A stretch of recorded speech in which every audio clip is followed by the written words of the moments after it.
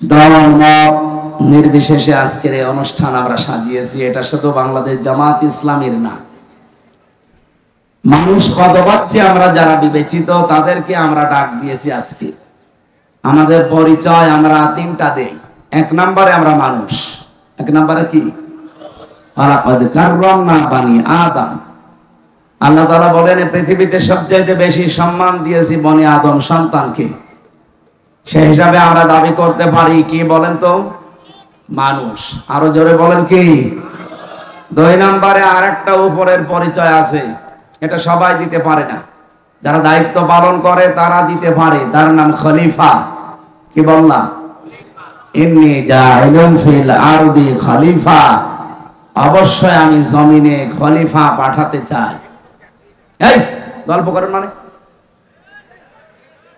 এদিকে তাকান। এখানে কথা বুঝবে না, বাইরে চার দোকানে যে গিবত করবে।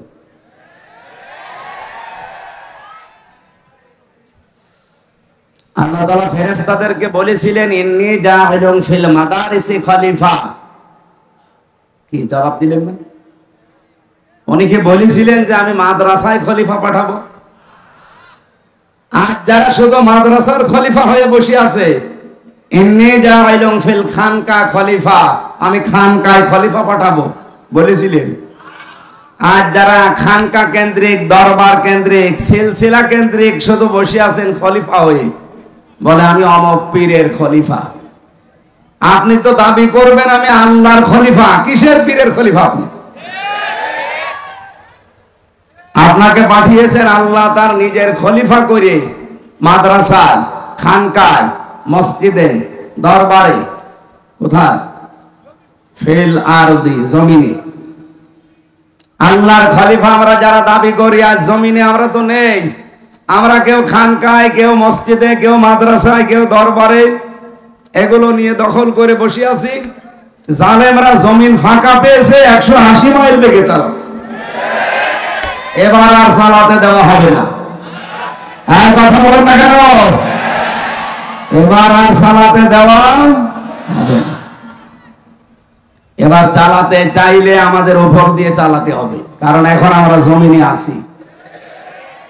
এতদিন জমিনে হয়তো থাকতে দেননি, আর কিছু মানুষ যদি জমিনে থাকার পরিবেশ ছিল তারা শুধু ওই কেন্দ্রিক কেন্দ্রিক কেন্দ্রিক ছিল। কম কেন্দ্রিক বুঝেছে? এরাই শুধু চার দেওয়ালের মাঝে এইটাকেই মনে করেছে এইটাই দুনিয়া। আমি তো নিজে কওমি মাদ্রাসায় পড়েছি, হাফেজি মাদ্রাসায় পড়ে দেখেছি। যখন পড়তাম আমার মনে হতো যে এইটাই মনে হয় পৃথিবী, এর বাইরে আর কিছু নেই।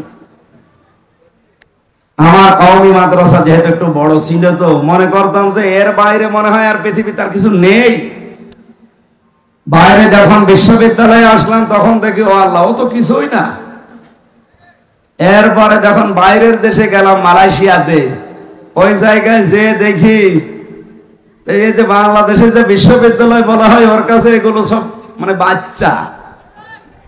আমি যেখানে পড়েছি কুষ্টিয়া ইসলামিক বিশ্ববিদ্যালয়, মালয়েশিয়া ইসলামিক বিশ্ববিদ্যালয়, ওইটা ইন্টারন্যাশনাল, ওইটার কাছে এইটা বাচ্চাও না। ওটার কমপক্ষে 15 ভাগের 1 ভাগও হবে না, এত ছোট জায়গায়। অথচ এখানে পড়ার পরে মনে হতো ওরে বাবা কি জায়গায় আসলাম। আমার মনে হয় এই দেশে, আমি এটা বললাম এই কারণে, এই দেশে যারা এই চার দেওয়ালের মাঝখানে লেখাপড়া করা মানুষ, এদের সর্বোচ্চ চাহিদা যে একটা মসজিদ আর একটা মাদ্রাসা পেলেই হবে। এই কারণে তারা দুনিয়া আখিরাত ওইভাবে না বোঝার কারণে, তাদের ওস্তাদগণের এবং তাদের সিলেবাসের দোষের কারণে তারা ফতোয়াবাজি এখন করছে একামতে দ্বীনের বিরুদ্ধে। আমি কথা বোঝাতে পেরেছি কিনা জানি না।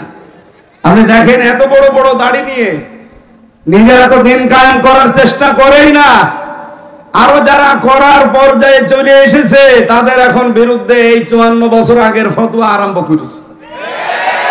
বিভিন্ন দরবার থেকে এখন ফতোয়া আসতেছে যে বাংলাদেশে একামতে দিন যারা কায়েম করতে চায়, এই 80 বছরে তাদের অর্জন কি? তাদের অর্জন নাকি কিছুই নেই।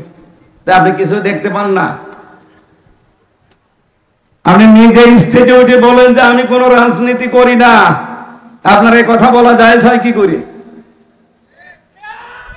বিশ্বনবী মুহাম্মদ রাসূলুল্লাহর নবুয়ত পাওয়ার পর থেকে ইন্তেকাল, এই 23 বছরের 1 সেকেন্ডও আপনি বাদ দিতে পারবেন না।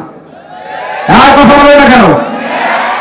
নবীজি এই বিশাল জীবনে রাজনীতি না করলে উনি রাষ্ট্রপ্রধান হলেন কি করে?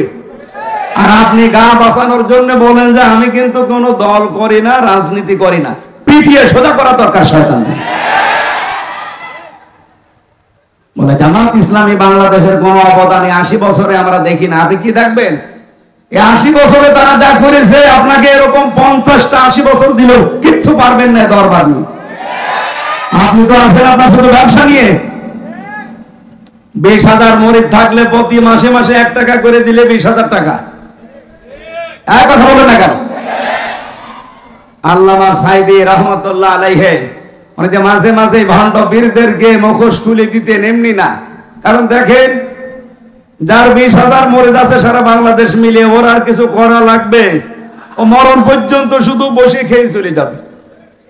অথচ ওরে দরবারের খলিফা করে আল্লাহ পাঠায়নি, মসজিদে মাদ্রাসার জন্য না, ওরে আল্লাহ পাঠিয়েছিলেন জমিনে। আজ আমরা জমিনে থাকতে চাই না, এই জন্যই তো জালেমদের এত গাত্রদাহ শুরু হয়েছে। আমির হামজা এতদিন জমিনে ছিল না, ছিল বিভিন্ন জায়গায়। একটা কথা আমার পক্ষে বিপক্ষে কেউ বলে না, নিশ্চুপ ছিল।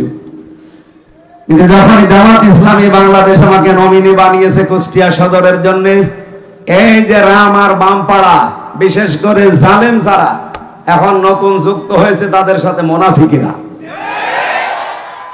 কোথাকার সেই 12 সাল 13 সালের ভিডিও কাটছাট করে, আগে নেই পরে নেই, এখানে প্রসাব করিবেন না করিলে 50 টাকা জরিমানা, এইরকম সাজিয়ে মানুষের সামনে এখন বিভ্রান্ত ছড়াচ্ছে। আমি 1.5 ঘন্টা 2 ঘন্টা কথা বলি, পুরাটা শোনেন তো একটা ভুল বের করতে পারেন কিনা? হ্যাঁ, স্লিপ অফ টাং কিছু হতে পারে, এটা আমার ইচ্ছাকৃত না, অনিচ্ছাকৃত ভুল মার্জনীয়। আমি ইচ্ছা করে যদি কিছু বলে থাকি, সেইটা আপনি সঙ্গে সঙ্গে আসেন। যতগুলো তথ্য পর্যন্ত বলেছি, ইচ্ছা করে একটাও ভুল বের করতে পারিনি, শুধু কাটছাট করা ছাড়া। অনিচ্ছাকৃত ভুল, ওটাকে আমি নিজে ইচ্ছা করে করি, মুখ দিয়ে বের হয়ে যায় মানুষ হিসাবে, সেটার জন্য আমি সরি বলি এবং সংশোধন হওয়ার জন্য আমি চেষ্টা চালাই। এরপরে যারা পেছনে লেগে থাকেন, আমি নাই ক্ষমা চাই, আল্লাহ আমারে আশা করি ক্ষমা করে দেবে। আপনি গীবত করে কি করলেন বলেন? আপনি গীবত করে কি করলেন? আপনার নিজের নেকিগুলো তো নষ্ট হয়ে গেল, কিছু আমল আখলাক যা ছিল সব আমার আমল নামায় চলে আসে। ইমাম আবু হানিফা রহমতুল্লাহ আলাইহি, আমি একটা ঘটনা পড়ছিলাম ওনার জীবনে, আর একটা পড়েছিলাম হাসান বসরি রহমতুল্লাহ আলাইহি। উনি একজনের কাছে একটা মুরিদ বা শাগরেদ দিয়ে একটা মিষ্টি পাঠিয়েছেন। লোকটা বলছে, কিসের মিষ্টি? আপনি ওনার নামে কালকে বদনাম করছিলেন, গীবত করছিলেন। আর গীবত বা বদনাম করলে কি হয় আপনি কি জানেন? আপনার জীবনের নেকিগুলো সব তার আমল নামায় চলে গেছে, আর তার গোনা যা ছিল সব আপনার আমল নামায়। আপনি এত বড় উপকার করলেন, আপনার মিষ্টি না খাওয়িয়ে পারা যায়? আমার তো মনে হচ্ছে এই 12 সাল থেকে শুরু করে 25 সাল 3 বছর নয় জেলে ছিলাম, বাকি সময়গুলোতে যারা পেছনে লেগে আছেন, আপনাদের বাড়ি বাড়ি আমার মিষ্টি পাঠানো দরকার। আমি তো ভুলের জন্য ক্ষমা চেয়ে মাপ চেয়ে যেভাবেই হোক আমি মাপ আল্লাহর কাছে পাবো বলে আশা করি।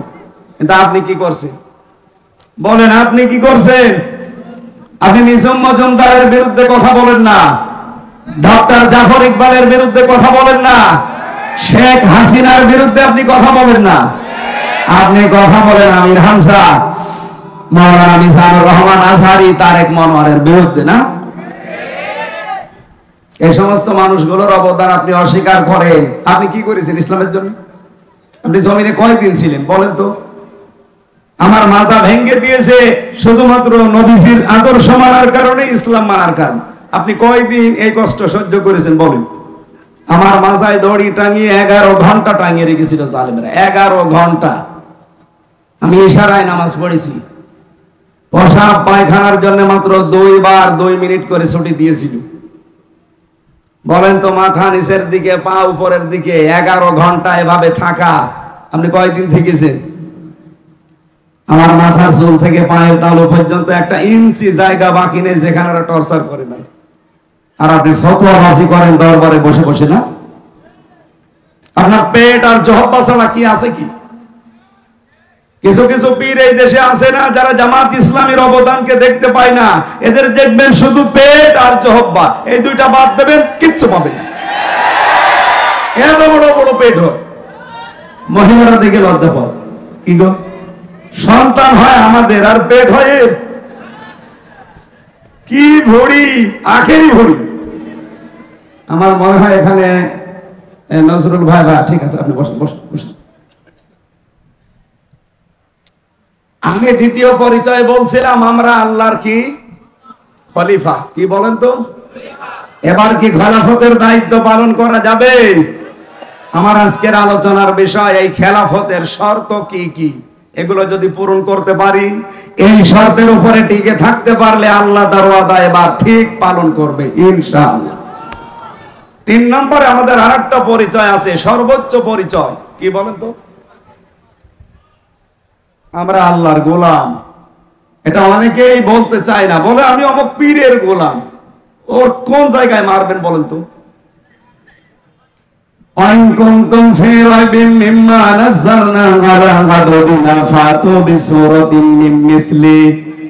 আল্লাহ পাক বলেন কোরআন আমি আমার যে বান্দার উপরে নাজিল করেছি, এখানে কি বলেছে যে এটা আমি নাজিল করেছি এমন কোন বড় কোন বিষয় দিয়ে? আলা আব্দিহি, আমার বান্দার উপরে। কোরআন শরীফ পড়ে আমি পেয়েছি আল্লাহর কাছে সবচাইতে প্রিয় নাম আব্দুল বা আব্দুল্লাহ। নবীজিকে আল্লাহ এই নামটা ধরে পুরো কোরআনে বহু জায়গায় ডাক দিয়েছেন। তাবারাকাল্লাযী নাযালাল ফুরকানা আলা আবদিহি লিয়াকুনা লিল আলামিনা নাযীরা। বলেন আল্লাহু আকবার। আপনাকে মানুষ হওয়া সহজ, খলিফার দায়িত্ব পালন করা সহজ, কিন্তু আব্দুল বা গোলাম হওয়া তো সহজ না। গোলাম হতে হলে শুধুমাত্র এই গর্দানটা আল্লাহ ছাড়া কারো কাছে আপনি নত করবেন না, এই সিদ্ধান্ত নিয়ে দুনিয়ায় টিকে থাকা লাগবে। এটা টিকে থাকার জন্য আমাদের জাতির পিতা যিনি হযরত ইব্রাহিম নবী আলাইহিস সালাম আমাদের নাম দিয়েছেন, তিনি মুসলিম। মুসলিম মানে আত্মসমর্পণকারী। আমরা যার তার সামনে আত্মসমর্পণ করি না, আমরা যদি আত্মসমর্পণ করি, মাথা নত করি, আমরা গোলামি করি কার? এখানে গোলাম শব্দটা অনেক দামি শব্দ। আল্লাহ নবীকে এই নামে ডাক দিয়েছেন, গোলাম বলে। আমার গোলাম, আমার বান্দা। সুতরাং আমাদের 3টা পরিচয়ের ভেতরে আমরা মানুষ হিসাবে, যেহেতু অন্য ধর্মের মানুষও এখানে থাকতে পারেন, আপনাদেরকে আমরা ওয়েলকাম জানাচ্ছি। এটা শুধুমাত্র মুসলমানদের জন্য অনুষ্ঠান না। তাফসীরুল কোরআন মাহফিল যেই লিখেছেন সেটা মানুষ হিসাবে যারা পদবাচ্য বিবেচিত সবার জন্য। সুতরাং অন্য ধর্মের কেউ আসলে আপনি আসেন, কোরআনে কারীম শোনার পরে আপনারা নিরাপদে আপনাদের বাড়িতে পৌঁছান, এটা কোরআনের দায়িত্ব। ওয়াইন আহাদুম মিনাল মুশরিকিন ইস্তাজারাকা ফাজিরহু হাত্তা ইয়াসমাআ কালামাল্লাহ সুম্মা আবলিগহু মা'মানা। আল্লাহ পাক বলেন, হে নবী, মুশরিকদের কোন দল যদি আপনার কাছে এই বলে আশ্রয় চায় যে আমি কোরআন শুনতে চাই, আজকে চাঁপাইনবাবগঞ্জের এই 20-25-30 কিলোর ভেতরে যদি কোনো মুশরিক থাকেন, কোনো ইহুদি থাকেন, কোনো খ্রিস্টান থাকেন, কোনো বৌদ্ধ থাকেন, অন্য কোন জাতির লোক যদি বাস করেন, আপনাদেরকে আহ্বান জানাচ্ছি, কারণ আপনার জন্য এরা মাইকিং করেছে। কি কথা বলেন না কেন? প্রচার সবার জন্যই হয়েছে। আসেন, আল্লাহর কোরআন শোনানো হবে। নিরাপদে শোনার পরে আল্লাহ পাক বলেন, হে নবী, এদেরকে আপনি বাড়ি পর্যন্ত নিরাপদে যেতে পারে সেই ব্যবস্থাও করে দেবেন। আর বাংলাদেশে এখন সেই ব্যবস্থা অলরেডি আছে। আপনি আসেন, শোনার পরে আপনি নিরাপদে যান।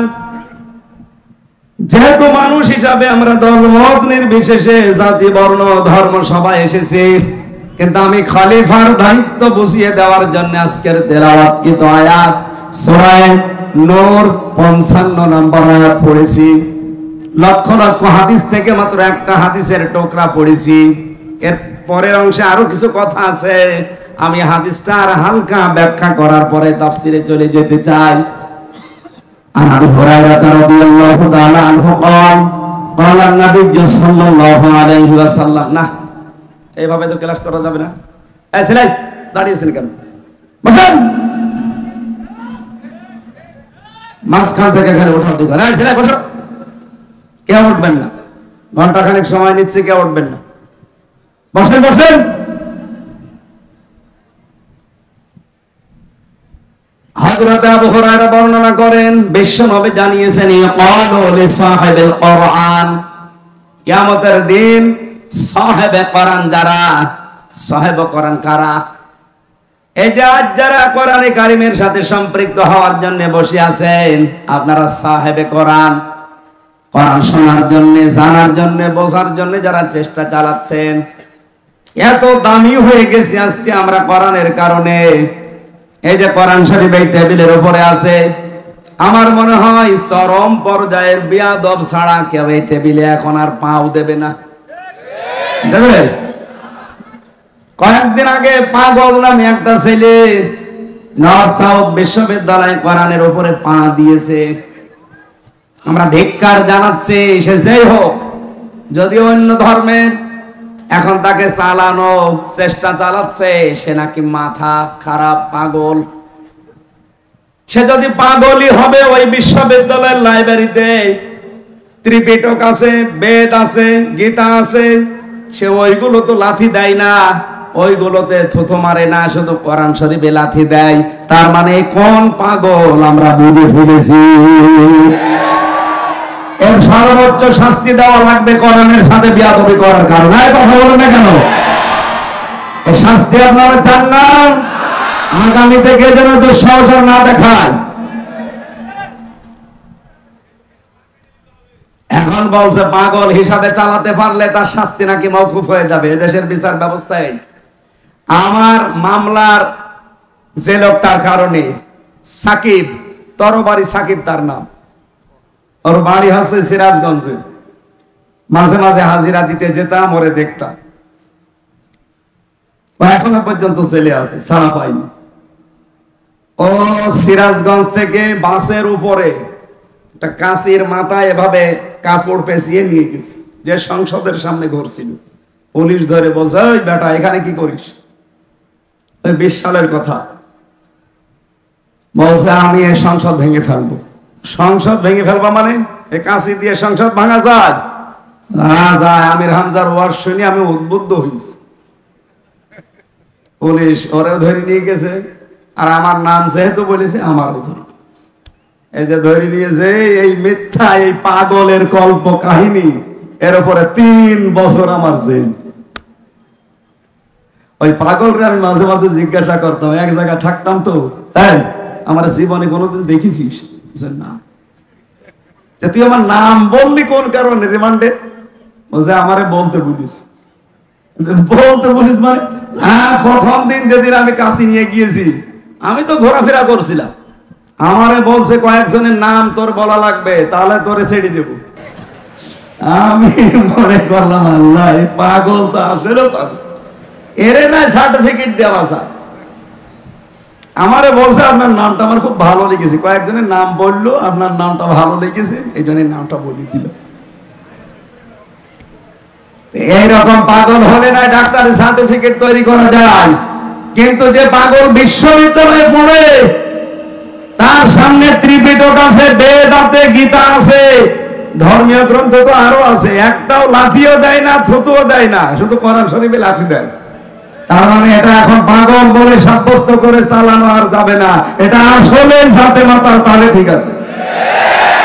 এরা আপনি রিমান্ডে উল্টো করে ঝোলান, দেখেন ঠিক সব বলে দেবে পেছনে কারা কারা আছে। ও কোনো উদ্দেশ্য নিয়ে কাজ করেছে। সাম্প্রদায়িক দাঙ্গা তৈরি করার জন্য দাদা বাবুরা বহু চেষ্টা চালিয়েছে এই 14 মাসে, একটাও সফল হতে পারে না। আর এবারের যে পূজা, ওরা তো ব্যর্থ হয়ে গেছে।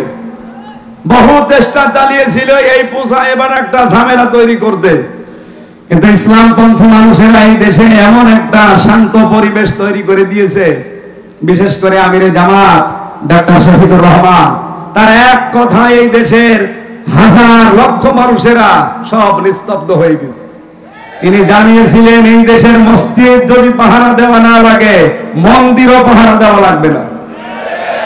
এই কথা বলেন, বলে নাই? লক্ষ লক্ষ মসজিদ এই দেশে পাহারা দেওয়া লাগে না, রাত দিন পড়ে থাকে। মন্দির পাহারা দেওয়া লাগবে কোন কারণে? তার কথায় উদ্বুদ্ধ হয়ে দল মত জাতি বর্ণ ধর্ম নির্বিশেষে সবাই মনে হচ্ছে পাহারাদা হয়ে গেছে। এবার দাদাদের সব চক্রান্ত ব্যর্থ হয়ে গেছে। হিন্দুদের কাছে আমি জিজ্ঞাসা করেছি, আমার কুষ্টিয়াতে আমার আসনে বহু হিন্দু আছে, সেদিন 100 হিন্দু এসে বলছে এবারের ভোট সব দাঁড়িপাল্লায় দেব। অথচ জীবনে ওরা আমার শুধু টেলিভিশনে দেখেছে, মোবাইলে সরাসরি দেখি নাই। ওই দিনই আমার দেখলো, আমার বলছে হুজুর মাওলানা যেভাবে এবার ধর্মীয় অনুষ্ঠান পালন করতে পেরেছি, ওপরওয়ালার শুকরিয়া আদায় করছি। ওপরওয়ালা মানে কে? আমরা যদিও আল্লাহ বলে, তো আল্লাহ বলে না, বলে উপরওয়ালা। আমার সামনে তো আর দেবতা এই মূর্তি এগুলোর নাম বলতে পারছে না, বলছে উপরওয়ালা, ধন্যবাদ দেওয়া দরকার। খুব সুন্দর ভাবে এবার পালন করতে পেরেছি। এই 54 বছরও আমরা এভাবে পারি না। জোরে বলেন আলহামদুলিল্লাহ। এটা বিশ্বের বিবেক যারা, মোড়ল যারা, এটা শুনতে পান না? আমার কুষ্টিয়ার ঘটনা, সাম্প্রদায়িক সম্প্রীতি নেই বলে বাংলাদেশে। কোন মুনাফিক এই কথা বাইরের দেশে ছড়ায় যে বাংলাদেশে সাম্প্রদায়িক সম্প্রীতি নেই? পৃথিবীর ভেতরে এটা রোল মডেল। আমি তো ভারতের বহু প্রদেশ ঘুরেছি, মুসলমানেরা গরু জবাই করলে জহব্বা কেটে ফেলেছে, এমনও আছে মুসলমানদের। এই কথা বলেন না কেন? বাংলাদেশে আপনি তাকান, অন্য ধর্মের যারা আছে, আমরা যেহেতু নবীর হাদিস 100% বিশ্বাস করি, এই সংখ্যালঘু যা আমরা বলি না, তারা নিজেরাই বলে আমরা সংখ্যালঘু। আমরা বলি এই দেশে আপনারা কেউ সংখ্যালঘু নেই, আমরা যেমন আপনারাও তেমন। তারা যেহেতু বলে, এই হিসাবে বলছি, সংখ্যালঘু কোন মানুষ যদি কিয়ামতের দিন, নবীজি নিজে এই সংখ্যা, এখানে যারা ধর্মীয় গ্রন্থের উপরে আঘাত দিলেন, আমরা অন্য কোনো কারণে না, আমরা চাই তার বিচার হোক, কারণে কোরআনে কারীম আমাদের কলিজার চাইতেও দামি। সেই কোরআন থেকে মাত্র একটা আয়াত পড়েছি, আর লক্ষ হাদিস থেকে যে হাদিসের প্রথম বরাত বলছি, এই কোরআনের সাথে সম্পৃক্ত থাকার কারণে এত মর্যাদা। আল্লাহর নবী বলেন আহলুল কোরআনি হুম আহলুল্লাহি ওয়া খাসাতুহু। কোরআনওয়ালা যারা, এরা সাধারণ মানুষ না, এরা আল্লাহর পরিবারভুক্ত এবং খাস ব্যক্তি। সুবহানাল্লাহ বলতে পারেন না? এই চাঁপাইনবাবগঞ্জে বহু মানুষ কোরআনওয়ালা মানুষকে নিয়ে টিটকারি করে। কোরআনের অনুষ্ঠান হলে আমরা দেখেছি তারা ভিডিওর মাধ্যমে, সংবাদ সম্মেলনের মাধ্যমে উল্টা পাল্টা কথা তাদের নামে লাগিয়েছে। আমরা নাকি কোরআনের নামে চাঁদা তুলি। বাংলাদেশে প্রমাণ কেউ দিতে পারবেন যে কোরআনের নাম করে কেউ এই দেশে আমরা চাঁদা তুলেছি? না, মানুষ নিজে কোরআন প্রচার করতে পারলে সৌভাগ্যশালী মনে করে, এই কারণে আরো দেশে দিয়ে যায়। আজকে আজিজ সাহেব নাকি দায়িত্বে আছে, জিজ্ঞাসা করেন তো ও কোরআনের এই অনুষ্ঠানের জন্য কোন জায়গায় চাঁদাবাজি করেছে কিনা? অথচ যারা বড় বড় চাঁদাবাজের বাপ, তারা এই ফতোয়া নিয়ে আসে। ডক্টর মিজানুর রহমান আজহারি হাফিজাহুল্লাহ এই জেলায় একবার এসেছিলেন না? তাকে নিয়ে আমি কয়েকজনের কথা শুনলাম, তারা একেবারে খেয়ে দিয়ে লেগেছে মাথায় কাপড় বেঁধে। মুফাসসিরে কোরআন দুইজনই এমন এমন ফতোয়াবাজি আরম্ভ করেছে, দুইজন মিলে। এই মিজান আজহারি আসার কারণে চাঁপাইনবাবগঞ্জের নাকি প্রত্যেক বাড়ি থেকে চাউল ডাউল কালেকশন করা হয়েছে। এমন কোন বাড়ি ঘর নেই, দোকানপাট নেই যেখানে চাঁদাবাজি করা হয়নি। আরে ভাই, আপনার মতো চাঁদাবাজি করতেছে কি পাথর মেরে আমি মানুষ মেরে ফেলি? কোরআন প্রচারের দায়িত্ব যেমন আমার, যেই লোকটা 500 টাকা দিচ্ছে তারও দায়িত্ব এটা। সে হয়তো সরাসরি ভাবে আসতে পারে না, টাকা দিয়ে সাহায্য করে, কথা বলেন না কেন? আর আপনি এটাকে আপনার মতো চাঁদাবাজি হিসাবে চালিয়ে দিচ্ছেন। কোথায় চাঁদা কোরআনের জন্য দান করা আর কোথায় চাঁদাবাজি করা। আকাশ আর পাতালের চাইতেও বেশি ফারাক না? নিজেদের অপরাধ গুলো ঢাকতে তারা এই উল্টা পাল্টা কথা সামনে নিয়ে আসি। মানুষ এখন আর পাগল নেই, কারণ এটা তো আর আগস্টের 5 তারিখের আগে না, এখন অক্টোবরের 9 তারিখ চলছে। হ্যাঁ, কথা বলেন। 54 বছরে বহু কিছু খাওয়িয়েছেন, এখন আর খাওয়াতে পারবেন না, কারণ এখন শুধু মানুষ না, এখন আমরা আল্লাহর খলিফা। এই খেলাফতের শর্ত কি, খলিফা হতে হলে কি কি করা লাগবে, ওই কথাগুলো আজকে শুনে যাবেন তো নাকি? কোরআন দিয়ে বলবো আমি ইনশাআল্লাহ। কিয়ামতের দিনে সাহেবে কোরআন যারা, নবীজি বলেন, আল্লাহ নিজে বলবেন ইকরা, পড়ো, আর তাকি, উপরে ওঠো, অরাত্তিল, কিভাবে পড়বা, তার তিলের সাথে পড়ো, কামা কুনতা তুরাত্তিলু ফিদ দুনিয়া, যেভাবে দুনিয়ায় পড়তে। আমার চাপাই বাসে এটা রেকর্ড হচ্ছে, সারা বাংলাদেশের মানুষকে আমি জানাতে চাই, কোরআনে কারীম যদি কিয়ামতের দিন পড়ে পড়ে উপরে উঠতে চান, তার মানে 6666টা আয়াত আমরা অনেকেই জানি, এটা প্রসিদ্ধ। 6236টা আয়াত, এটা বিশুদ্ধ। যেটাই ধরেন সেটাই ঠিক আছে। কিয়ামতের দিন যদি এততলা বিল্ডিং এর উপরে থাকতে চান, আপনি দুনিয়াতে কোরআন পড়বেন ওইভাবে। কিভাবে? আল্লাহর নবী দিয়েছেন রত্তিল। কোরআনে আপনি 3টা শব্দ পাবেন কোরআন পড়ার ব্যাপারে, কোরআন, রতালা আর তালাওয়া। 3টা শব্দের ব্যাখ্যা করতে গিয়ে আমি পেয়েছি 4টা অর্থ। কোরআন যদি কোরআন পড়তে চায়, সে যেন শুদ্ধ করে পড়ে তার তিলের সাথে। ওয়ারাত্তিলিল কোরআন তারতিলা। আমি আশা করবো আজকে থেকে সিদ্ধান্ত নিয়ে যাবেন, এই রমজান আসার আগে আপনি তার তিলের সাথে শুদ্ধ করে কোরআন পড়া শিখবেন। এই দাবি আমি করতে পারি কিনা বলেন তো? যারা যারা পারেন না তারা হাত তোলেন। লিল্লাহি তাকবীর। ও, বাকি তো সবাই পারে, আলহামদুলিল্লাহ। চাঁপাইনবাবগঞ্জ, এটা মুসলমানদের, আমার মনে হয় এটা আতুর ঘর। বাংলাদেশে আমরা যে সমস্ত জেলাকে মুসলমানদের ঘর বাড়ি বলে মনে করি, তার ভেতরে সাতক্ষীরা, চাঁপাইনবাবগঞ্জ, চট্টগ্রাম। চাঁপাইনবাবগঞ্জ 2 নম্বরে আছেন আপনারা। অত্যাচার, জুলুম, নির্যাতন সহ্য করেছেন সাতক্ষীরার পরে আপনারা। ইতিহাস হয়ে থাকবে ইনশাআল্লাহ। তাহলে এই দাবি আপনারা আশা করছি রমজান আসার আগে পূরণ করবেন। 2 নম্বরে, কোরআনে কারীম শুধু পড়লে হবে না, তার তিলের সাথে পড়ার 4টা যে শর্ত বলছে, এটা আমি বানিয়ে বলছি না, ইবনে মাসউদ থেকে বর্ণিত। নবীজি জানিয়েছেন, কোরআনে কারীমকে কেউ যদি হক আদায় করে পড়তে চায়, আল্লাযীনা আতাইনাহুমুল কিতাবা ইয়াতলুনাহু হাক্কা তিলাওয়াতি। সূরা বাকারার 221 নম্বর আয়াতের প্রথম অংশে আছে, আমি এই কোরআন যাদেরকে দিয়েছি তারা এর হক আদায় করে তেলাওয়াত করে। উলাইকা ইউমিনুনা বিহি, এরা আমার কোরআনে বিশ্বাসী। ওয়া ইয়াকফুর বিহি ফাউলাইকা হুমুল খাসিরুন। এখানে হক আদায় করে যদি কেউ না পড়ে কোরআন, আল্লাহ বলেন তারা কোরআন বিশ্বাস করে না, এই মানুষগুলো ক্ষতিগ্রস্ত। বলেন নাউজুবিল্লাহ।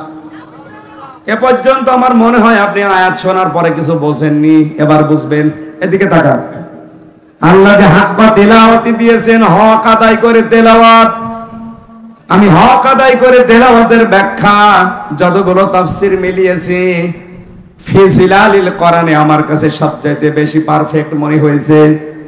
সাইয়্যিদ কুতুব রহমাতুল্লাহ আলাইহি তিনি বলেন, কেউ যদি কোরআন হক আদায় করে পড়তে চায়, সে যেন তেলাওয়াত করে থেমে থেমে, শুদ্ধ করে, স্পষ্ট ভাবে, যেটা আমি আপনাদের আহ্বান জানালাম। 2 নম্বরে, শুধু পড়লে হবে না, এটাকে আপনাকে বোঝার চেষ্টা করা লাগবে। কি কথা বুঝতেছেন? আপনি দেখবেন সূরা হিজরের 87 নম্বর আয়াতটা একটু বাড়ি দে। ওয়ালাকাদ আতাইনাকা সাবআন মিনাল মাসানি ওয়াল কুরআনাল আযীম। বলেন আল্লাহু আকবার। আল্লাহ বলেন অবশ্যই আমি হে নবী আপনার কাছে 7টা আয়াত বিশিষ্ট একটা কোরআন দিয়েছি, এটা পূর্ণ পাঠ করা লাগে। এই যে বারবার আপনাকে কোরআন পাঠ করা লাগে কেন জানেন? এই মহান কোরআনকে, এই 7 আয়াত বিশিষ্ট সূরাকে আমরা সূরা ফাতিহা বলে ডাকি। কেন বারবার এটা পড়া লাগে? দিন রাত 24 ঘন্টায় শুধু ফরজ নামাজও কেউ যদি পড়ে 17 রাকাত, কয় রাকাত? এই 17 রাকাত নামাজের প্রতি রাকাতে এই সূরা ফাতিহা কিন্তু একবার করে পড়া লাগে। কি কথা বলেন না কেন? কেন বারবার এটা রিভাইজ দিচ্ছেন, বারবার এটা রিপিট করছেন কেন? একটা উদ্দেশ্য আল্লাহর আছে, আপনি যেন বোঝেন যে আপনি কি বলতে চান আল্লাহকে। কোরআন শরীফ আমি একটা স্টাডির জায়গায় রেখে দেখলাম, কোরআনে কারিমে আল্লাহ তেলাওয়াত সাজিয়েছেন 5 ওয়াক্ত নামাজের ফরজ, সুন্নত, ওয়াজিব, নফল।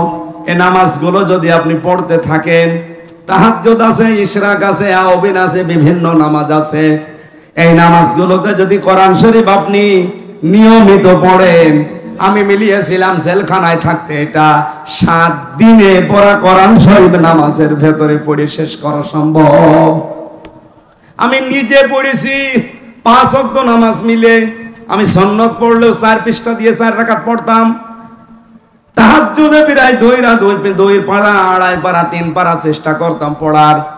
এরপরে আওয়াবিন নামাজে 1 পারা, এরপরে ইশরাক নামাজে 1 পারা, এভাবে করে করে আমি দেখেছি 7 দিনে পুরা কোরআন শরীফ শুধু নামাজে শেষ করা সম্ভব।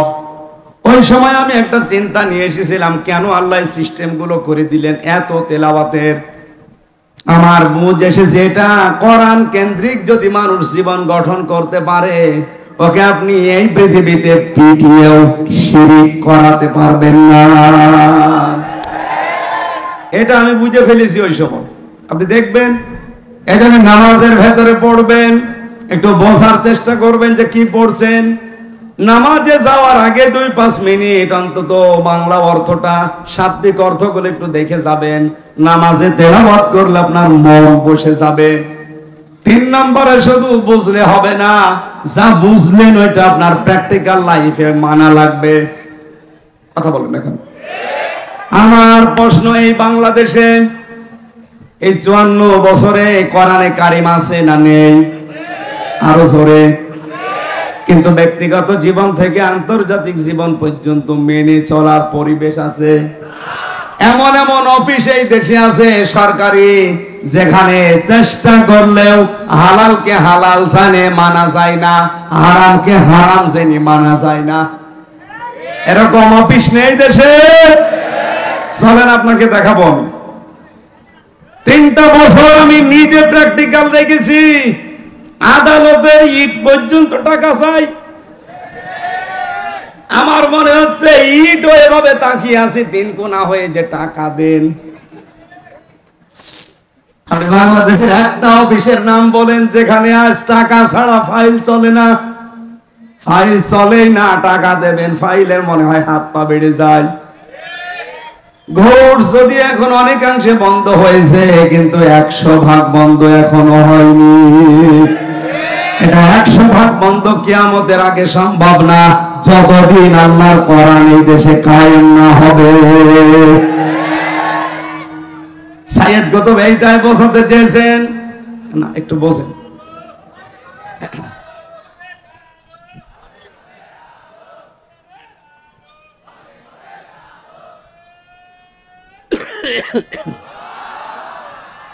তাকবীর যদি দেবেন, আপনার মতো মরা মানুষ তাকবীর দেওয়ার দরকার আছে? তাকবীর দেওয়ার দরকার ছিল একটা যুবক মানুষের, বুড়ো মানুষ। একটা যুবক মানুষ, ওটা তো শিবিরে ছেলে পেলে নেই। ওই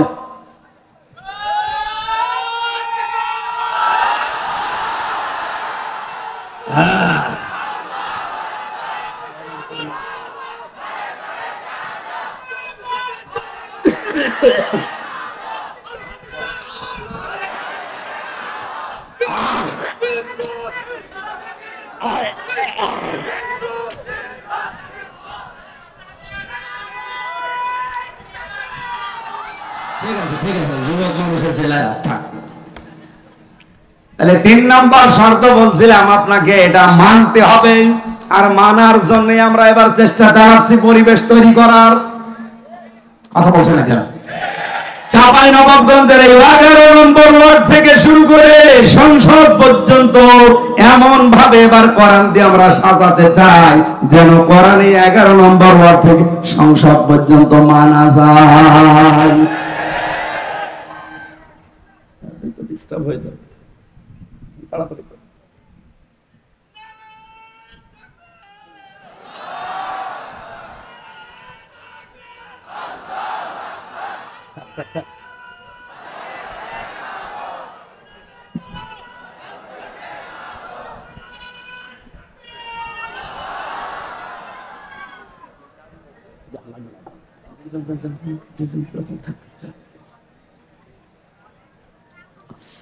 চাঁপাইবাসী 4 নাম্বারটা বলছিলাম, এই পৃথিবীর ময়দানে কোরআন যেন মানুষ মানতে পারে সেই ব্যবস্থা করে দিতে হবে। এই 4টা বিষয় যারা মেনে চলে তারা কোরআন হক আদায় করে পড়ে। আল্লাহর ভাষায় এরাই মাত্র কোরআনে বিশ্বাসী। এবার আপনি নিজের সাথে আয়াতটা মিলান, বাংলাদেশে কোরআনে বিশ্বাসী মানুষ কেমন পাবেন? আজ কত মানুষ কোরআনের রেফারেন্স দেয় সংসদে দাঁড়িয়ে, অথচ 4টার একটাও মানে না। আমি নিজে তাকে প্রমাণ করব। আসেন, আপনি যদি আমার সামনে শুদ্ধ করে কোরআনে কারিমের একটা সূরা পড়তে পারেন, আপনাকে আমি মিষ্টি খাওয়াবো। মাত্র রেফারেন্স দিচ্ছে কোরআনের। মনে হচ্ছে আল্লামা হয়ে গেছে। স্বামী আর স্ত্রী বানিয়েছে কোন মিস্ত্রি? 1 নাম্বার তো পেলাম না। 2 নাম্বারে কোরআনে কারীম বুঝবে, শুধু আয়াত পড়ে লাকুম দীনুকুম ওয়ালিয়া দিন, লা ইকরাহা ফিদ্দিন, অথচ আয়াতের বাংলা অর্থ যদি সঠিকভাবে বলতে পারে আমি মিষ্টি খাওয়াবো। বাংলাটাও পারে না। একটা আয়াতের কমপক্ষে আমি 33টা করে অর্থ পেয়েছি, আমার এই মোবাইলে আছে। কয়টা বলতে পারবেন আপনি? লা ইকরাহা ফিদ্দিন, দিনের ব্যাপারে বাড়াবাড়ি নেই। লাকুম দীনুকুম ওয়ালিয়া দিন, তোমার ধর্ম তোমার, আমার ধর্ম আমার। এটা কি বুঝেছেন আপনি? 33টা অর্থ করা লাগবে এক একটা আয়াতের। আপনি আন্দাজে একটা আয়াত পড়ে বাংলা অর্থ জানা নেই, আগা নেই, মাথা নেই বলে দিলেন। কোন আয়াত থেকে রেফারেন্স দিতে হলে কমপক্ষে উসুলে তাফসীরের মূল নীতি হচ্ছে তার আগের আয়াত পরের আয়াতের সাথে সম্পর্ক আগে বলা লাগে। যারা আলেম আছে জিজ্ঞাসা করেন তো, উসুলে তাফসীরের মূল নীতি 15টা, এর 9 নাম্বার নীতি হচ্ছে আগের আয়াত পরের আয়াতের সাথে রিলেটেড কি আছে এটা আপনাকে আগে জানা লাগবে। আপনি কোন কারণে লাকুম দীনুকুম ওয়ালিয়া দিন ফতোয়া দিতে যান? এদেশে বহু মানুষ এই ফতোয়া দিতে গিয়ে ধরা খেয়েছে। হাসিনা একবার বলেছিল লাকুম দীনুকুম ওয়ালিয়া দিন, রাহুল বুখারী। এটা বলে না, আয়াত পড়ছে কোরআনের, দলিল দিচ্ছে বুখারীর। 3 নাম্বারটাও নেই, আপনি মেনেও চলেন না। আপনার 3.5 হাত বডির ভেতরে ইসলাম নেই। এক কথা বলেন না কেন? আপনি তাকান, তার 3.5 হাত বডির ভেতরে ইসলাম আছে, তার পরিবারে ইসলাম আছে, তার স্ত্রী দেখলে শয়তান পর্যন্ত লজ্জা পায়। একটা বউ হলো, বউ দেশে মানুষের নেই। চাঁপাইনবাবগঞ্জের জন্য বদনাম একটা। কি বউ গো, আমি নিচে নামলাম না। তারা ভুল ধরে জামাত ইসলামী বাংলাদেশের আদর্শ নিয়ে। আপনার তো আদর্শই নেই। জামাত ইসলামী বাংলাদেশের যে আদর্শ আছে এই জন্য তারা টিকে আছে। আপনার তো আদর্শই নেই। আপনি কি নিয়ে মানে যে তর্ক বিতর্ক করেন, কি নিয়ে করেন? আপনার আদর্শ আছে? বলেন তো আপনি কি আদর্শের উপরে আছেন? আপনার আদর্শ চাঁদাবাজি করা, একটা আদর্শ হলো। আপনার আদর্শ পাথর দিয়ে মানুষ হত্যা করা, একটা আদর্শ হলো। যারা এইভাবে চাপাবাজি করে গলাবাজি করে চালিয়ে চলে যাচ্ছে, আমি বাংলায় বলছি, আপনার কাছে কোনো আদর্শ নেই। কারণ আপনি যার আদর্শ মানেন সে লোকটাও সঠিক না। এই পৃথিবীতে আমরা যার আদর্শ মানি তিনি সঠিক। মুহাম্মাদুর রাসূলুল্লাহ, তিনি সঠিক ছিলেন, তাকে আল্লাহ নিজে পরিচালিত করত। তাছাড়া বাংলাদেশে আর যাদের আদর্শ আপনারা কেউ মেনে চলে, আবার বুক ফুলিয়ে বলেন আমি অমকের সৈনিক, আপনারও নেতাই তো ঠিক নেই, তার যে 70 বছরের জীবন, এই গ্যারান্টি কেউ দিতে পারবে যে জীবনে কোনোদিন জেনা করিনি, কোনোদিন জীবনে একটা মিথ্যা কথা বলিনি? হ্যাঁ, কথা বলুন না কেন? আমরা যারা আদর্শ প্রচার করি, কায়েম করতে চাই, গ্যারান্টি আমরা দিতে পারি। ওয়া ইন্নাকা লাআলা খুলুকিন আযীম। এমন মহান চরিত্র আল্লাহ তাকে দিয়েছে, কিয়ামত পর্যন্ত কোল কিনারা করে পাবেন না যে কি আদর্শ তার ভেতরে আল্লাহ দিয়েছিল। আযীম শব্দ আল্লাহ কাউকে দেয়নি, মুহাম্মদ রাসূলুল্লাহকে দিয়েছেন। আর এক জায়গায় দিয়েছেন আল কোরআন আল আযীম। হয়তো কিছুক্ষণ আগে সূরা হিজরের 87 নম্বর আয়াত পড়লাম। কোরআনকে আল্লাহ আযীম বলেছেন, আর মুহাম্মদ রাসূলুল্লাহর আদর্শকে আল্লাহ আযীম বলেছেন। সুবহানাল্লাহ বলতে পারেন না?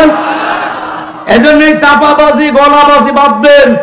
আমরা চাপাবাজি করছি, গলাবাজি করছি, আমাদের একটা আদর্শ আছে। আর আপনারা যারা এগুলো করেন, একটারও কোনো আদর্শ নেই। আপনার যা ভালো লাগে করতে পারেন।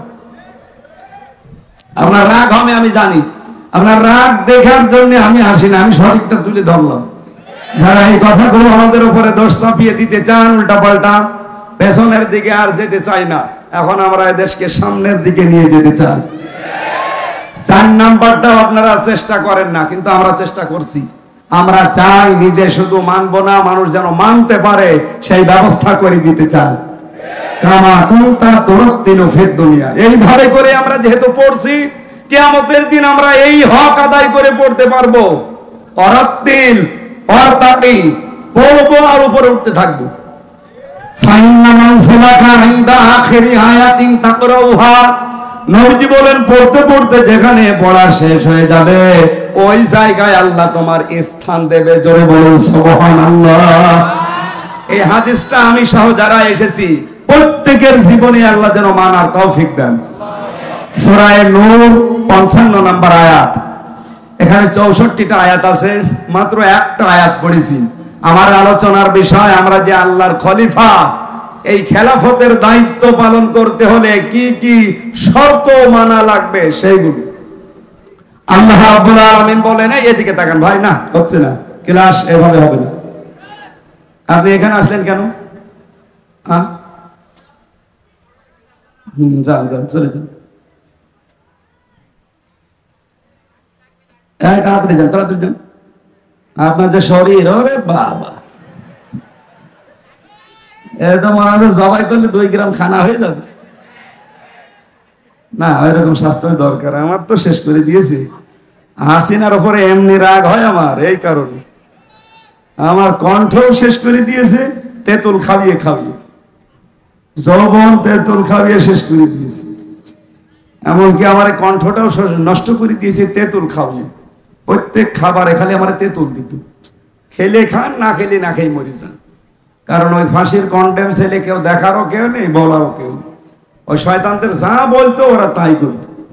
আর কপালটাও আমার খারাপ। কারারক্ষের দায়িত্বে যেই কয়টা পেয়েছিলাম, 100টার ভেতরে আমার মনে হয় 90টাই সব মালায়ন। মালায়ন তো বলা ঠিক না, হিন্দু। দেবদুলাল, সুব্রত বালা, আশিক কুমার, চয়ন ঘোষ, নাম মুখস্থ করে ফেলেছি। বলেন তো, যাদের নাম বলছে সব তো আল্লাহর ওলি নাকি? মাইকে জ্বর বাড়িয়ে দেন, গলা ভেঙে যাচ্ছে, রিভাব দিয়ে দেন।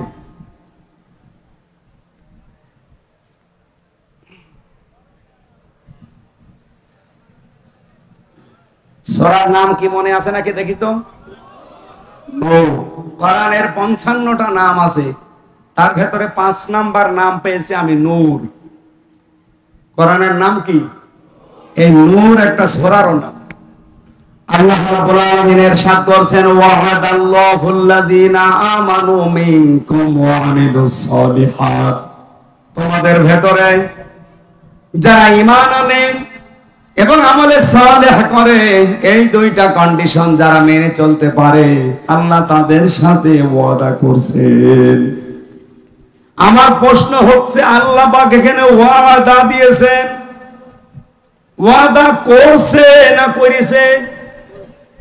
এটা মাঝি, অতীতের শব্দ। আল্লাহ ওয়াদা করে ফেলেছেন। আমার প্রশ্ন, বলেন তো, আল্লাহর ওয়াদা যখন থেকে তিনি করলেন, ওই দিন থেকে আজকের দিন পর্যন্ত মিথ্যা হয়েছে? আরো জোরে বলেন। মিথ্যা হয়নি তার প্রমাণ কি? আল্লাহ পাক বলেন কামাস্তাখলাফাল্লাযীনা মিন ক্বাবলিহিম লা ইস্তাখলিফান্নাহুম ফিল আরদ লামে তাকিদনা সাকিলা, অবশ্যই আমি আল্লাহ তাদেরকে জমিনের খেলাফতি, শাসন ক্ষমতা, জমিনের কর্তৃত্ব নেতৃত্ব দান করব, যেমন তাদের পূর্বপুরুষদেরকে আমি আল্লাহ দিয়েছিলাম। আল্লাহর ওয়াদা যে সত্য, এর প্রমাণ এইটাই। এর আগে যারাই দুনিয়া থেকে ঈমান আর আমলের পরীক্ষায় উত্তীর্ণ হতে পেরেছে, একটা মানুষকে আমার আল্লাহ তার এই ওয়াদা থেকে বঞ্চিত করেন নাই। প্রতিটি মানুষদেরকে আমার আল্লাহ ওয়াদা দেখিয়েছেন। যারা ঈমানের উপরে টিকে ছিল, ঈমান আনলে শুধু হয় না, ঈমান টিকিয়ে রাখতে হয়। এখানে বহু মানুষ বসে আছেন, যদি জিজ্ঞাসা করি নামাজ ভেঙে যায় কয়টা কারণে বলেন তো, বলে 7 কারণে। কথা বলেন না কেন? যদি এখন বলা হয় যে রোজা ভেঙে যায় কয় কারণে বলেন তো, হয়তো 10টা কারণ বলবেন। কোন মানুষকে যদি জিজ্ঞাসা করি এখানে যারা একটু জাননেওয়ালা, যে হজ ভেঙে যায় কয় কারণে, যদি ওর লেখাপড়া করা থাকে বলতে পারবে যে হজ এই কয় কারণে ভেঙে যায়। আমার মনে হচ্ছে এখানে একটা বিষয় 100 জনের প্রায় 90 জন পারবে না। যদি এখন বলা হয় যে ঈমান ভেঙে যায় কয় কারণে, 100 জনের 90 জনই ফেল করবে। কথা বলেন না কেন? অথচ খেলাফতের এই দায়িত্ব দেওয়ার জন্য প্রথম শর্ত ঈমান। আপনার ঈমান থাকলেই হবে না, ঈমান আবার ভেঙে যায়, নষ্ট হয়ে যায়। ঈমান যেন টিকে থাকে, সেই জন্য ঈমান ভাঙার কারণগুলো জানা লাগবে। আমি একটা একটা করে হাদিস থেকে বলছি, মিলিয়ে নিন আপনার ভেতরে পাওয়া যায় কিনা। 1 নম্বরে, ইবাদতে আল্লাহর সঙ্গে যদি কাউকে শিরিক করেন, আপনার ঈমান ভেঙে যাবে। সূরা মাইদার 72 নম্বর আয়াতে আছে দলিলটা, সূরা নিসার 48 নম্বর আছে। 2 নম্বরে, আল্লাহ ও বান্দার মধ্যে কাউকে মধ্যস্থকারী কেউ যদি মনে করে, তাহলে তার ঈমান ভেঙে যাবে। এটা সূরা ইউনুসের 18 নম্বর আয়াতে আছে। কাফেরকে কেউ যদি কাফের মনে না করে, তার ঈমান ভেঙে যাবে। সূরা আলে ইমরানের 28 নম্বর আয়াতে আছে। মুসলমানদের বিরুদ্ধে মুশরিকদের সমর্থন এবং সহযোগিতা করা, যেটা বাংলাদেশে এখন একটু বেশি হচ্ছে। অনেকেই শেয়ার পাওয়ার জন্য ঈমানের ভাব ধারছে না, দাদারা যা বলছে ও তাই করছে।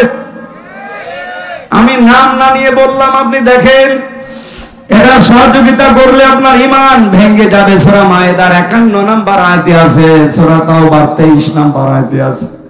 জাদু শিক্ষা করা এবং শেখানো, আপনার ঈমান ভেঙে যাবে। সূরা বাকারার 102 নম্বর আয়াতে আছে। দ্বীনের কোন বিধানকে নিয়ে যদি কেউ ঠাট্টা বিদ্রূপ মস্করা করে, তার ঈমান ভেঙে যাবে। সূরা তাওবার 65-66 নম্বর আয়াতে আছে।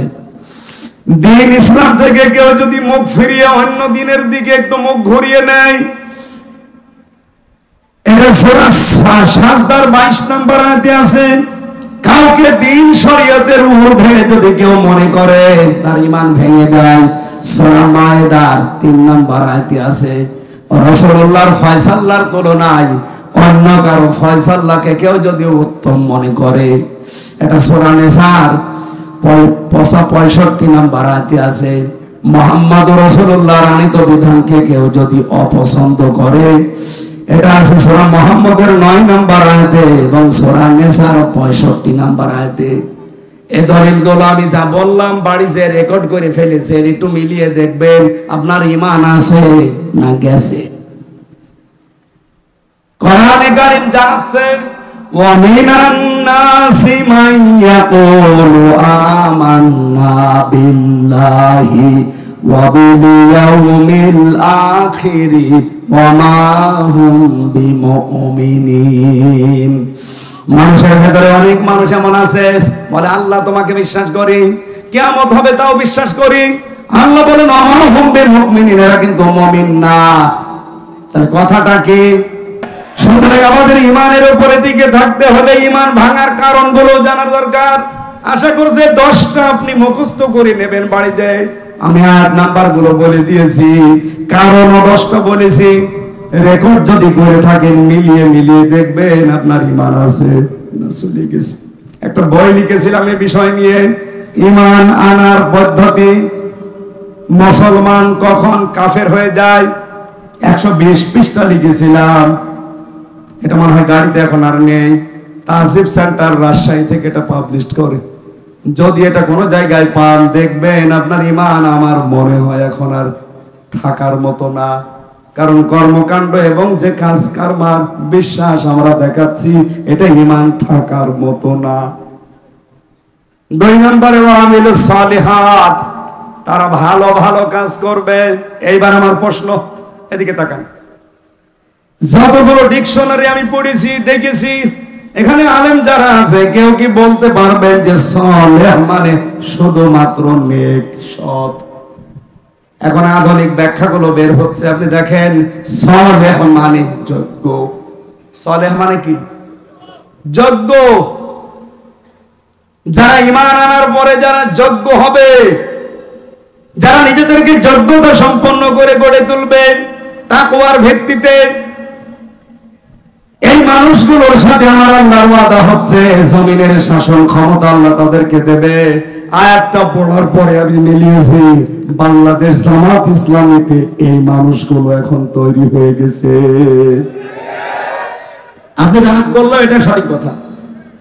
আপনি দেখেন ইউনিয়ন থেকে 11 নম্বর ওয়ার্ড কাউন্সিল থেকে শুরু করেন সংসদ পর্যন্ত, এমনকি আন্তর্জাতিক লেভেল পর্যন্ত চালাতে যত যোগ্যতা সম্পন্ন, সৎ এবং সততা সম্পন্ন মানুষ দরকার, সব সেক্টরে জামাত ইসলামীর আছে। এখানে আমেরিকার মতো খ্রিস্টান রাষ্ট্র তারা আজ বলতে বাধ্য হচ্ছে যে বাংলাদেশ জামাত ইসলামীকে এই দেশে আমরা 5 কারণে ক্ষমতায় দেখতে চাই। 5টা কারণে। তার 1 নাম্বার কারণ, তারা যত মানুষ দায়িত্বে আছে সবগুলো তারা সৎ, ভদ্র এবং যোগ্য। 3টা কথা তারা লিখেছে, সৎ, ভদ্র এবং যোগ্য। তাদের সাথে কথা বলা যায়। এদেশে তো 73টা দল আছে, কোন দলের নাম তো বললো না। আরো 4টা আছে, আমি বাদ দিলাম। প্রথমটায় দেখেন তো একটা খ্রিস্টান এই সার্টিফিকেট দিচ্ছে যে জামাত ইসলামী বাংলাদেশ রাষ্ট্র ক্ষমতায় যাওয়া দরকার 5 কারণে। তার 1 নম্বরে এরা যত মানুষ আছে এই দেশে নেতা সব যোগ্য, সৎ এবং ভদ্র। সুবহানাল্লাহ বলতে পারেন না? 1500 বছর আগে নবীজিকে আবু জেহেল যেমন বলেছিল আল আমিন আস-সাদিক, আমার মনে হচ্ছে এই খ্রিস্টানরা এখন এই দেশের একামতে দ্বীনের কর্মীদেরকে সেই সার্টিফিকেট দিচ্ছে। এখানে এবার আমরা এই আয়াতটা পড়ার পরে বিশ্বাস করতে পারছি, কারণ জমিনে আল্লাহ খেলাফতি কিছু কিছু কারণে দেয়। তার 1 নম্বর কারণ, যখন আল্লাহ দেখে জমিনে এই মানুষগুলো সবচাইতে বেশি অত্যাচারিত হচ্ছে, এই অত্যাচারের বদলা হিসাবে তাদেরকে শাসন ক্ষমতায় বসিয়ে দেয়। এটা আছে সূরা কাসসের 5 এবং 6 নম্বর আয়াত। অনুরিদু আন্না মুন্না আলাল্লাযিনা ইসতাদআফু ফিল আরদ। আমি আল্লাহ একটা ইচ্ছা করলাম, ফেরাউন যাদেরকে জমিনে দুর্বল করে রাখতে চেয়েছিল, জুলুম অত্যাচার নির্যাতন করে, অনাজালাহুম আইম্মাতান, আমি চাইলাম তাদেরকে জমিনের নেতৃত্ব কর্তৃত্ব দিয়ে নেতা বানিয়ে দিতে। আল্লাহ নেতা বানিয়ে দিচ্ছে না, এবং এই জমিনের শাসন ক্ষমতা বিশেষ করে ওয়ারিস তাদেরকে বানিয়ে দেব। এতটুকু আল্লাহ শেষ করে দেননি, অনুমাক্কিনা লাহুম ফিল আরদ, তাদেরকে আমি জমিনের কর্তৃত্ব দান করব, শাসন ক্ষমতায় বসিয়ে দেব। কেন বসাবো?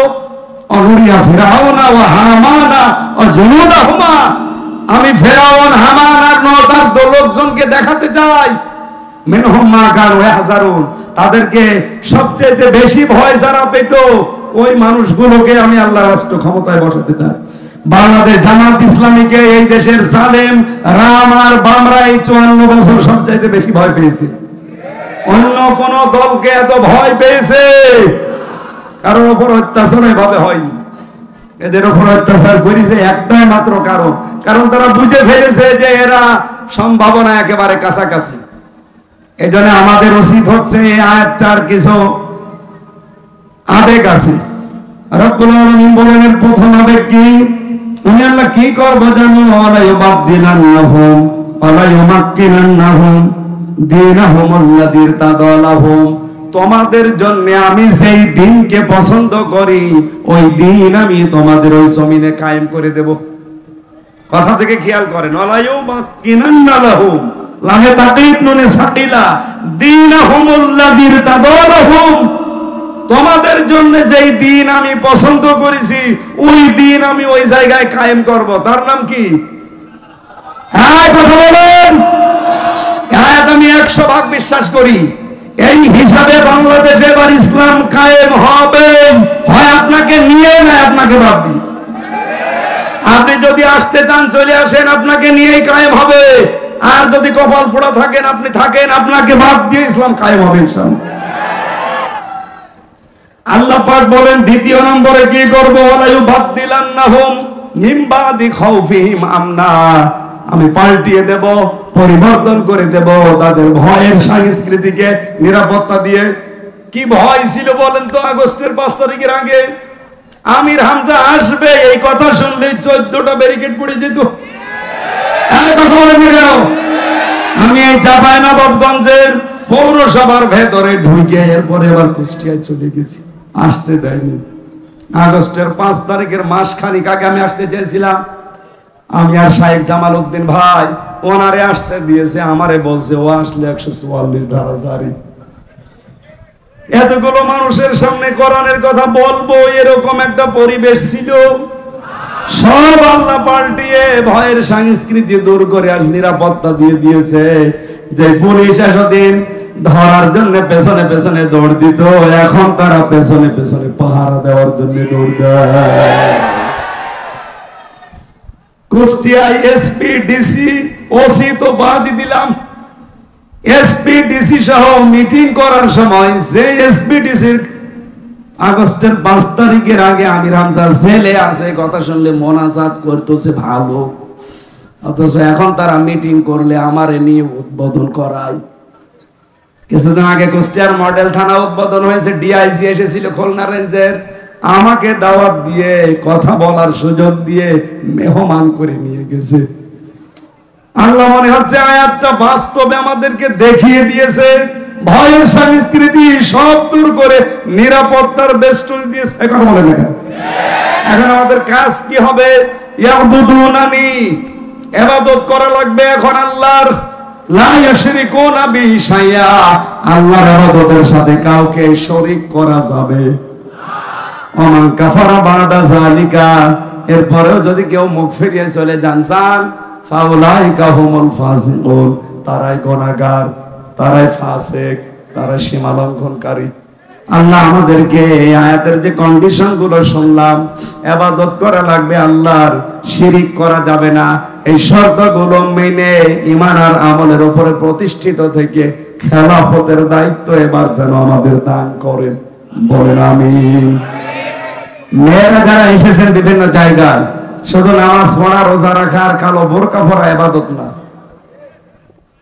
আপনার জন্য আমার লিখিত বই আছে দাম্পত্য জীবনের কলহ এবং তার সমাধান, এটা মেয়েদের, প্রত্যেক বউকে পড়াবেন। ও কেন গন্ডগোল করে আর এটা ঈমান আনার যে পদ্ধতি বললাম, এই যে যেটা নোট করেছিলাম এই বই থেকে, আমার লিখিত বই, এটা নিয়েছেন, কাজে লাগবে, মেয়েদেরকে দেবেন, মঞ্চে আছে। আমি যতটুকু বুঝেছি পরিবারে আর শান্তির পেছনে, শান্তি না থাকার পেছনে দায়ী বউ আর শাশুড়ি, এই দুইজনের ছোট মনের কারণে। এক কথা লাগবে। আমার মতো হাজার হাজার স্বামী এখানে বসে আছে, মেয়েরা যারা এসেছেন এবার একটু ঘুম থেকে ওঠেন। আপনারা তো ঘুমাচ্ছেন, ওঠেন। শুধু নামাজ পড়বেন, রোজা রাখবেন, কালো বোরকা পরবেন, জান্নাতে চলে যাবেন না। যে মেয়েটা পুত্রবধূ হয়ে আছে ওইটাকে নিজের মেয়ের মতো মনে করা লাগবে। এটা আজ 100টার 98টা শাশুড়ি মনে করে না। একথা বলুন না কেন? নিজের মেয়ে 4টা 5টা করে সেদ্ধ ডিম খায়, দুধ খায়, কলা খায়, বাকিগুলোর নাম নাই বললাম, মরণের খাওয়া খায়, কিচ্ছু বলে না। আর বেটার বউ যদি একটা সেদ্ধ ডিম খায় চোখ মোটামুটি করে তাকায়। এরকম শাশুড়ি দেশে নেই। মেয়েদেরকে বলা দরকার যে কার শাশুড়ি এরকম ছোট মনের, হাত তোলেন তো। আপনি কি মেয়ে লোক? মেয়ে লোককে বলছি, শাশুড়ি যারা আছেন, আমি তো নিজের থেকে বলছি, আমার শাশুড়ি আমি খেতে পারলে যা খুশি হয়, যা আনন্দ পায়, আমি দেখেছি আমার বউ বেশি খেতে পারলে আমার মা ওই পরিমাণে খুশি হয়নি। এরকম মাও দেশে নেই, দেশে নেই। আপনি আর মা একজন উদার হবেন আমার জন্য, আমার বউর জন্য, তারপরে তো সংসারে শান্তি আসবে। আপনার এই ছোট মনের কারণে আমিও অশান্তিতে আছি, আমার এই বউটাও অশান্তিতে আছে। এই কথা বলছেন কেন? আমার মনে হয় বউ আর শাশুড়ি যারা আছে, এরপরেও যদি এরা সোজা না হয়, এ কোরআন শরীফ বুখারী শরীফ দিয়ে হবে না, এদের বাকারি শরীফ লাগবে। আল্লাহ মেয়েদেরকে হযরতে খাদিজার মতো বানিয়ে দেন, বলেন আমিন। আল্লাহুম্মা আমিন। লা ইলাহা ইল্লা আনতা সুবহানাকা ইন্নী কুনতু মিনাজ জালিমিন। আল্লাহুম্মা গফিরলি ওয়ারহামনি ওয়াহদিনি ওয়াফিনি ওয়ারযুকনি ইয়া রাব্বাল আলামিন। কণ্ঠটা মারাত্মক ব্যথা করছে, হঠাৎ বসে গেল, এজন্য আমি শেষ করে দিয়েছি। যতটুকু বললাম আল্লাহ মেনে চলার তৌফিক দাও। আমার আব্দুল আজিজ ভাই সহ যত মানুষ এই মাহফিলের জন্য শ্রম দিল, তাদেরকে কবুল করে নাও।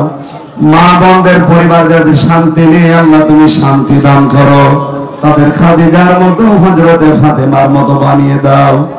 সম্মানিত সভাপতি, প্রধান অতিথি, বিশেষ অতিথি যারা এসেছে আল্লাহ মঞ্জুর করে নাও। বড় আশা এই জমিনে তোমার কোরআনের খেলাফতি কায়েম হয়ে গেছে। আল্লাহ আমরা যেন খলিফার দায়িত্ব পালন করছি, এই দৃশ্য আমরা এই দেশে আবার দেখতে চাই। এলাকায় মাটির নিচে যারাই ঘুমিয়ে আছে, কোরআনের ইজ্জতে তাদের মাফ করে দাও। বড় আশা নিয়ে আয়োজন যারা সাজিয়েছে, আল্লাহ তাদেরকেও ক্ষমা করে দাও। কণ্ঠটা নষ্ট হয়ে গেছে, জালেমদের জেলখানায় শরীরটাও নষ্ট হয়ে গেছে, আল্লাহ তুমি আগের অবস্থায় আমাকে আবার ফিরিয়ে দাও। বারাকাল্লাহু লানা ওয়া লাকুম ফিল কোরআনিল আযীম। জীবনের শেষ কালেমা যেন এটা হয়, লা ইলাহা ইল্লাল্লাহু মুহাম্মাদুর রাসূলুল্লাহ। গাড়ি আছে পেছনে আর স্টেজে আছে কয়েকটা, এটা নিয়ে যান, মেয়েদের জন্য নিয়ে গেলে